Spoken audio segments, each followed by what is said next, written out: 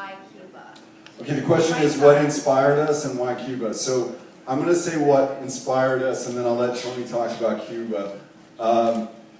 Tony and I, we have a profound love of storytelling, and we come at it from a similar sort of spirit, but from very different areas of expertise. And we thought that the idea of doing a dark comic thriller together and sort of tipping our hat to filmmakers from the past that inspired us, like Antonioni and the Coen brothers and Hitchcock. You know, the way we joke about it is if Antonioni, Hitchcock, and the Coen brothers ended up at a party together and they got really friendly and they ended up having a love child, it would be this movie. You know, we were in the midst of making another film that was supposed to shoot in Spain, and I don't know if you guys know, but a few years ago the entire economy tanked around the world, and it took our investors with it.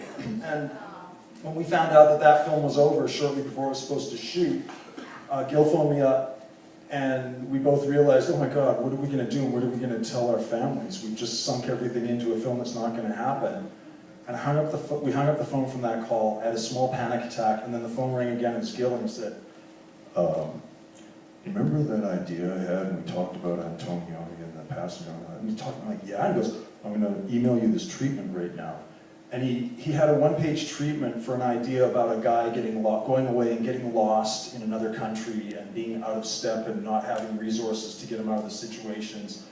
And we had this concept that we were going to split it up and give it to some of our famous writer friends to fill in the blanks. And we sent an email out to a number of writers, and 48 hours later we had 60 pages of a script mapped out. And then we took that and we wrote for about 2 months. My son was born in August, that's around when this started. In November we were scouting, on January the 3rd we began shooting. Yeah, and what happened was in September I produced a film called Temple Grandin. I don't know if any of you saw it. And shortly after that, a friend of mine who was a high net worth investor said, well, what do you want to do next? And I said, well, I want to make this incredible movie. And I told him the story. And he's like, how much is that? I said, $20 million. He said, well, I can't do that. And then he said, well, what else do you want to do? I said, I've got this idea I want to do with my buddy. And I told him the story at 3 in the morning. And he said, how much do you need? And I said, more than $1 and less than 10 million. And he said, I'll give you that.